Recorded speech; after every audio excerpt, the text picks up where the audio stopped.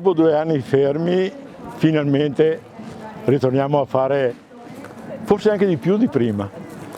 Spero che questa pandemia ci lasci definitivamente.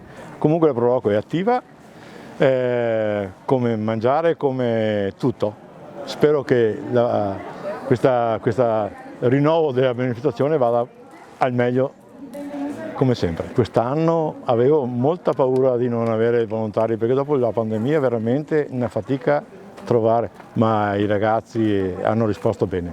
Anche le contrade, anche tutti quanti hanno risposto veramente bene e con questo li ringrazio veramente tanto. Finalmente ci siamo, dopo aver appunto questa sosta diciamo obbligata, siamo pronti, carichi di entusiasmo e di ottimismo. Partiamo con questo 24esimo, finalmente, Palio. Sicuramente è di importanza rilevante perché oltre a essere la rievocazione storica di quello che succedeva negli anni qui in questo luogo e nel castello in pratica, tra l'altro richiama anche altra gente del territorio come i comuni di Moriago, di Sernaglia che parteciperanno appunto a questo Palio e nonché del comune di Petritoli a noi gemellato ormai da tanti anni. I giovani di Vidor hanno dimostrato grande entusiasmo e partecipazione, numerosi per la ripresa insomma, del Palio dopo 2 anni di fermo.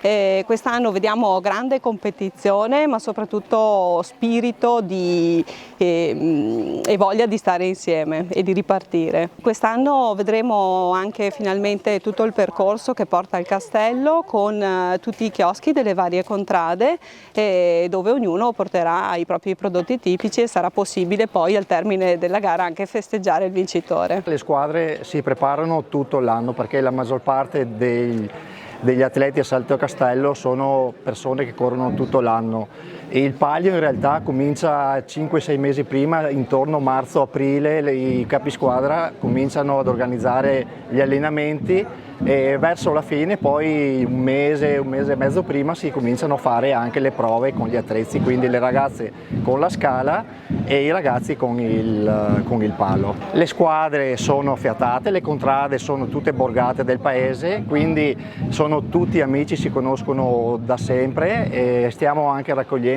tanti giovani ragazzi e quindi speriamo che il Palio abbia lunga vita. Ogni anno partecipiamo a questa festa bloccata purtroppo dal Covid, ma quest'anno fortunatamente è ripartita. Siamo venuti in un grande numero, siamo abbondantemente oltre le 60 unità.